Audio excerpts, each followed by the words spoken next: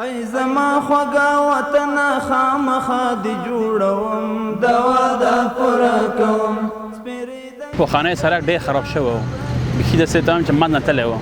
نو دې لپاره دغه باندې موږ اورلې وکړې تقریبا 6 سانتي اسفالټ مو دغه باندې دوباره واچولو او کوم پلچکونه چې خراب و هم دوباره جوړ کړل و شولډر یې مو چې عریض کړې. تقریبا تر 150 پورې کارګر مو سره کار کوي و 3 اتیا اراده ماشینري دی د ډمټرکو سره پی ټي آر سره ټول ماشینري وډه کټه. کوم سټنډرډ د انجینري باندې کوم اسفالټ د موږ د وایرینګ کورس طبقه ده چې کومه طبقه د خرابه شوې طبقه د دې نه کټ شوې ده میلینګ شوې ده او هغې سر باندې نوي اسفالټ مطابق د سټنډرډ د انجینري 6 سانتي کمپاکټ شوي مواد دې باندې اچوو. د تجارانو نه د موږ خواهش دا دی چې دغه خپل کوم سرنر ده چې موږ ورته تعین کړی دی د هغې نه اضافي موټر بار نه کړي تر څو چې سړک تخریب سبب ونه ګرځي.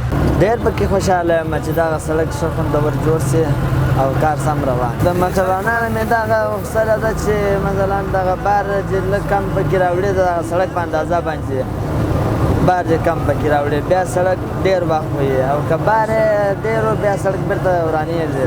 زه نوم مې رحمت حبیب دی د خوست مجاهدینو وروڼو نه مننه کوم چې موږ ته کار پیدا شوی دی. موږ ډېر خوشحاله یو د افغانستان ابادیږي.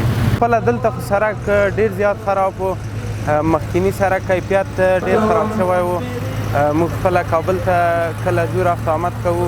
مشرانو ته د الله پاک نور هم توان او توفیق ورکړي چې په دومره کمو امکاناتو او په دومره کم وخت کې د دې ولس لپاره دومره یو لوی کار په لاره اچولی ده.